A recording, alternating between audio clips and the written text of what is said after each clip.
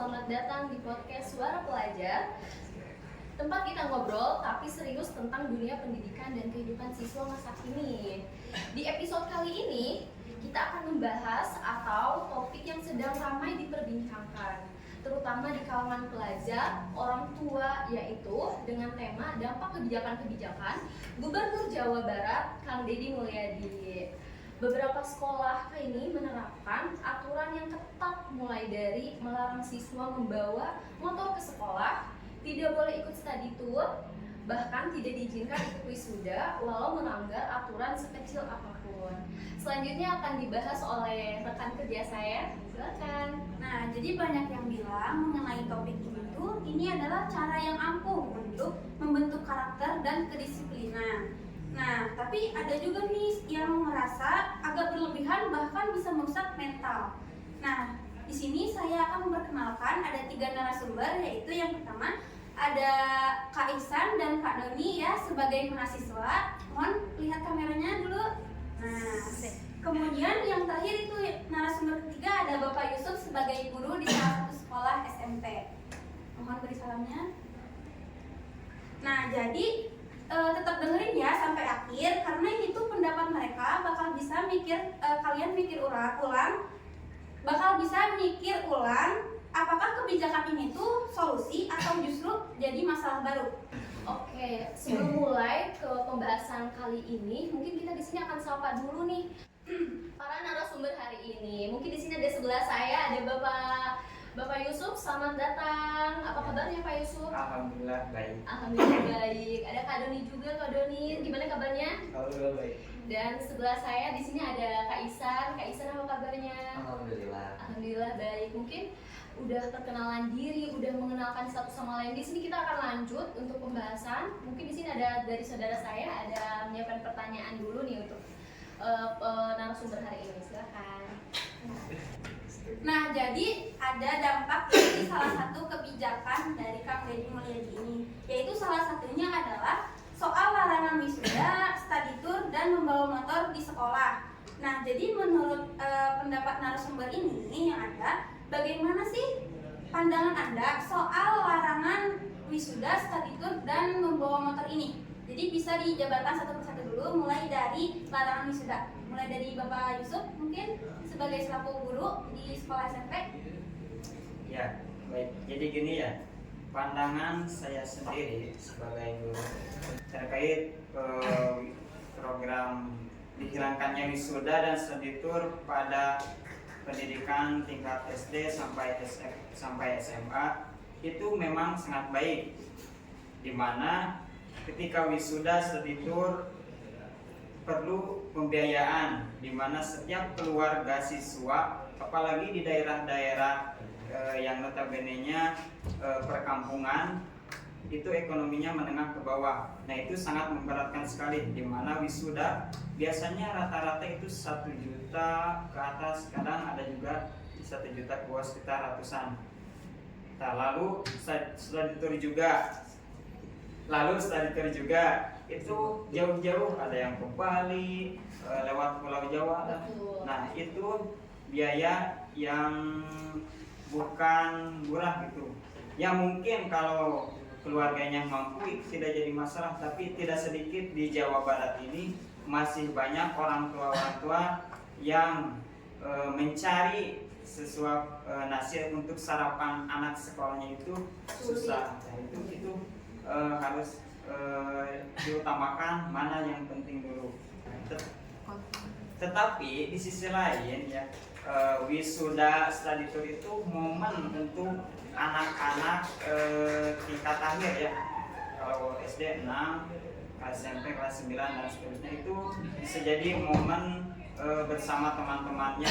Di luar memang momen itu diciptakan selama pendidikan, kalau SMP selama 3 tahun belajar. Tapi di akhir itu juga bisa menjadi momen sesuatu yang tidak bisa dilupakan bagi para siswa-siswa.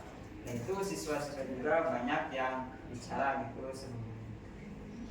Seperti itu mungkin dari Bapak Yusuf ya, selaku dari guru SMP. Ya, berarti pandangan dari Bapak Yusuf ini bahwa siswa-siswa antara kelas 6, kelas 9, dan kelas 12 SMA itu perlu untuk Mengadakannya suatu acara untuk perpisahan itu wisuda mungkin ya. mungkin ada dari tanggapannya dari Kak Isan sebagai mahasiswa. Oke, jadi terkait larangan study tour dan juga wisuda, kita lihat berbagai aspek yang diperhatikan sama Gubernur Jawa Barat tersebut. Seperti dari wisuda, sebetulnya tidak memperbolehkan wisuda, tapi dia ingin meringankan ekonomi dari setiap keluarga dari siswanya. Misalkan sekolah tidak perlu menyewa gedung-gedung hotel untuk mengadakan wisuda, mereka cukup mengadakan di sekolah pun sebetulnya itu sudah lebih dari cukup. Kemudian terkait study tour, banyak sekali kejadian-kejadian yang tidak diinginkan. Setiap tahunnya ada gitu kasus dari study tour. Mungkin salah satunya itu Kang Didi juga ingin meminimalisir bahaya tersebut. Jadi misal dari SMA mengadakan study tour dan ada yang tidak diinginkan gitu. Nah, mereka punya kesempatan untuk lebih melanjutkan nasibnya. Nah, selain itu, Kang Didi juga melarang supaya tidak perlu jauh-jauh sampai harus ke luar pulau, luar kota. Karena di daerah Jawa Barat pun sebetulnya cukup banyak daerah-daerah wisata yang belum tereksplor. Nah, itu kan bisa jadi kenaikan ekowisata di daerah Jawa Barat hasil dari eksplorasi oleh siswa-siswa tersebut. Nah, bahkan yang wisuda tadi, kita ke wisuda lagi, yang wisuda tadi ternyata itu banyak respon dari wilayah-wilayah lain seperti di Banten, kemudian Bengkulu, bahkan di Jakarta juga itu sudah menerapkan hal seperti itu, di mana sekolah-sekolahnya itu tidak mengadakan study tour lagi, kayak gitu. Iya, seperti itu. Dan kalau dari Kak Isan itu sebagai mahasiswa tuh lebih meminimalisir kan, berarti setuju dengan adanya kebijakan dari Gubernur Jawa Barat itu ya. Oke, tadi tuh udah misalnya nih dari Bapak Yusuf dan Kak Isan. Sekarang gimana tanggapannya dari Kak Doni selaku mahasiswa, silakan. Saya sebenarnya kurang setuju ya dengan program-program kayak gitu. Karena dari apa yang pengalaman saya, yang namanya wisuda dan study tour itu tuh udah dari zaman-zaman dulu tuh udah ada. Dan dari zaman-zaman dulu juga itu udah jadi hal yang Tradisi budaya, culture lah ibaratnya. Atau bahkan itu juga mungkin bisa jadi hal yang paten istilahnya. Tapi patennya bukan secara hukum mungkin. Memang patennya itu adalah secara lebih ke kemasyarakatannya dan lebih ke budayanya. Dan kalau dari segi wisuda itu sama study tour itu kenapa saya lebih setuju itu tetap ada sebenarnya. Cuma mungkin yang harus diubah itu sebenarnya adalah programnya atau perizinannya. Jadi yang dipermasalahkan itu adalah keberatan dari segi biaya dan dari segi aspek-aspek yang lainnya juga. Nah, kalau menurut saya bisa dirinci lagi atau mungkin diperbaiki lagi dari segi programnya, bukan dari segi dilarangnya atau dihilangkannya aturan tersebut. Dihilangkannya program tersebut, dihilangkannya kegiatan tersebut dan dijadikan suatu program gitu maksudnya. Makin seru ya Kak Sarifah di sini. Teman-teman mahasiswa juga ada Bapak Yusuf itu menekankan dia tuh oke, boleh, terus juga pro kontranya itu netral ya. Terus di sini juga ada Kak Isan, dia tuh menentang dari kebijakan Gubernur Jawa Barat. Di sini juga ada kebijakan Gubernur Jabar Deddy Mulyadi yang mengirim pelajar yang dicap nakal untuk menjalani pembinaan di barak militer menuai sorotan. Program mengirim siswa yang dianggap bermasalah ke barak militer telah dimulai. Program ini dijalankan oleh Pemprov Jawa Barat di Mabes TNI Resimen Armet Purwakarta. Program kedisiplinan yang melibatkan pelajar tingkat SMP di Purwakarta telah masuki hari ketiga. Gubernur Jawa Barat Deddy Mulyadi meninjau langsung kegiatan di markas Resimen Armet 1 Sitra Yuda pada Sabtu siang. Nah, topik yang kedua ini ya ada tentang kebijakan barak militer. betul. Tahu kan itu ya beritanya udah ramai banget gitu. Sudah ramai banget. Sudah ada yang sudah menerkam dan di beberapa sudah banyak dimasukin ke barak militer itu. Nah, jadi barak militer ini adalah sekolah pelatihan militer agar remaja dan siswa-siswa itu dididik menjadi pribadi yang lebih baik yaitu yang dimasukkan ke barak militer ini yaitu salah satunya ada yang kecanduan game, Betul. terus ada geng motor, kemudian ada yang tawuran. Pokoknya intinya itu yang melanggar aturan-aturan terus dimasukkan gitu ke barak militer seperti itu. Iya, Nah, jadi menurut pandangan narasumber ini bagaimana sih tentang model pendidikan barak militer ini? Kita mulai dari mahasiswa dulu ya, yaitu dari Kak Isan. Coba bagaimana pendapatnya? Saya setuju dengan kebijakan tersebut. Ketika remaja-remaja yang memang sudah melanggar aturan itu mereka didisiplinkan ke militer, karena dimasukkan ke militer itu kan bukan untuk belajar kayak merakit senjata, bom dan sebagainya, tapi itu untuk mendisiplinkan agar mereka itu tidak melanggar aturan lagi. Nah, jadwal-jadwal mereka pun sebetulnya itu sudah disusun mulai dari jam tidur, jam makan, jam ibadah, sampai pelajaran-pelajaran pun itu gurunya didatangkan ke militer tersebut. Jadi anak-anak atau remaja-remaja tersebut itu tidak akan ketinggalan pelajaran ketika mereka masuk ke area tersebut. Justru ini salah satu langkah yang baik untuk meminimalisir keresahan-keresahan masyarakat seperti yang tawuran itu, kemudian geng motor yang memang banyak merugikan pengendara jalan juga gitu. Saya nggak ini ya, maksudnya kurang setuju gitu. Langsung panas ya teman-teman, dari Kak Doni langsung menanggapi nih. Coba bagaimana sih, kenapa nggak setujunya tuh? Kenapa nggak setuju itu karena menurut saya yang namanya pelatihan militer atau barak militer untuk para remaja-remaja yang melanggar aturan itu sebenarnya itu untuk apa gunanya? Itu sebenarnya kalau dari menurut saya pribadi atau pandangan saya pribadi itu ada kaitannya dengan yang namanya hak asasi manusia. Walaupun mereka tergolongnya remaja itu seharusnya itu diarahkan, bukan dimasukkan ke dalam sesuatu yang bersifatnya itu mengekang.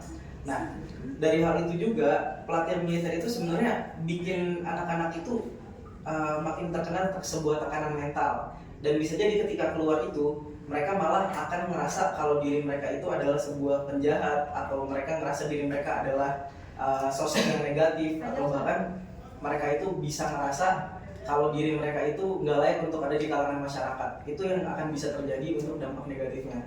Dan menurut saya juga kalau untuk urusan pelatihan militer atau untuk menggunakan kebijakan gitu ya, menetapkan kebijakan atau mengatur para remaja-remaja, itu sebenarnya adalah hak dan perannya orang tua. Kalau dari segi hal itu, kayak saya malah mikirnya di mana peran orang tua yang seharusnya gitu. Dari untuk mendidik anak mereka sendiri aja mereka nggak mampu dan nggak sanggup gitu. Harusnya mereka lebih concern lagi sebagai orang tua dan sebagai pendidikan yang paling utama juga bagi anak-anak dan bagi remaja. Tapi mereka kemana? Itu yang saya pendapat. Oke, justru dari itulah adanya kedisiplinan. Ketika orang tua sudah tidak mampu menerapkan kedisiplinan, atau bukan dia lepas tanggung jawab, tapi justru dia tuh pengen si anaknya itu berubah dengan cara aturan-aturan yang baru. Nah, kan banyak sekali kasus yang kemarin juga sempat ramai gitu, ada seorang anak yang meminta dibelikan skincare sampai membawa senjata untuk anak tuanya.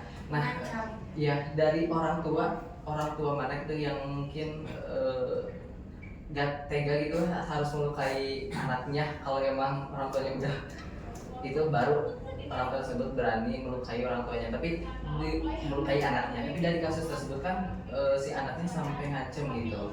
Nah, siapa tahu dengan dia dimasukkannya ke militer itu kan menambah ketakutan dia tersendiri bahwa Ada impactnya ya. iya, jadi ke orang tua itu gak boleh gitu, karena dia yang orang tua tersebut kan yang mengurus anaknya dari kecil sampai dia tumbuh sebesar itu tuh kan itu berkat dari orang tua. Nah, pengaruh dari kedisiplinan itu kan dari lingkungannya dia sendiri. Orang tua sudah melanggar, sudah bilang jangan melanggar ini, tapi terkadang si anaknya itu bandel, nakal, makanya diadakanlah program seperti ini dan saya setuju.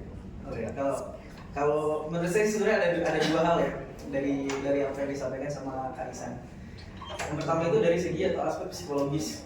Nah, dari psikologisnya itu gimana dengan kondisi mental setelah mereka keluar.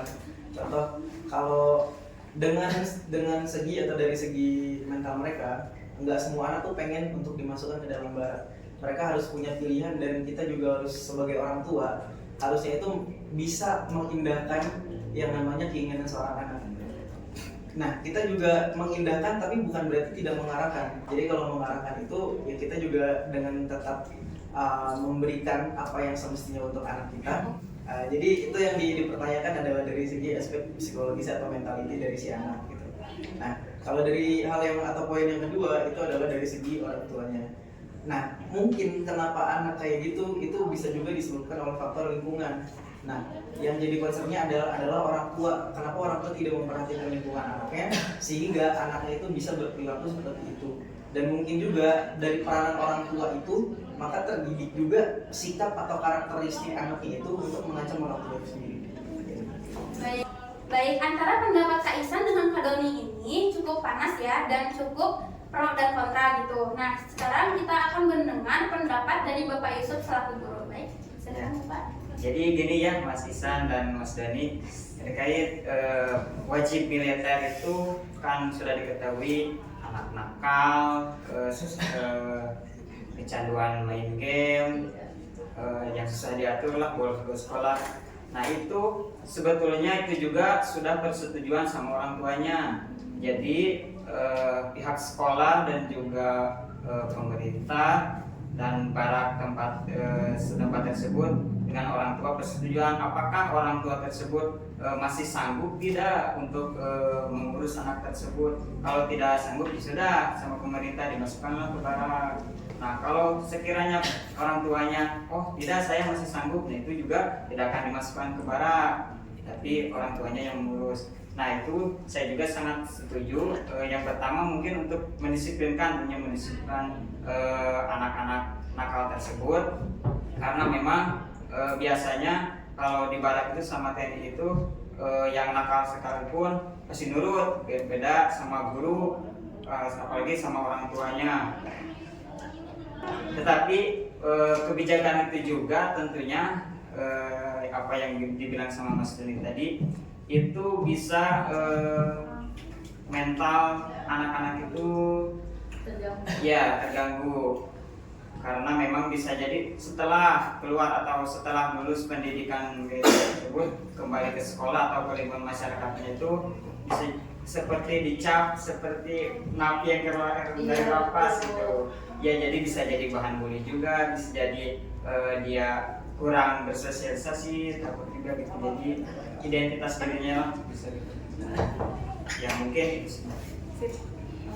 Terima kasih kepada Bapak Yusuf ya atas pendapatnya dari jauh-jauh nih dari sekolah ya. Ya, sama. Terima kasih juga untuk Kak Doni dan Kak Ihsan sebagai narasumber mahasiswa untuk memaparkan pendapatnya dan mungkin pengalamannya. Iya. Kami sebagai pembawa acara, saya Aninda Safitri dan saya Sarifah pamit undur diri. Terima kasih. Wassalamualaikum warahmatullahi wabarakatuh.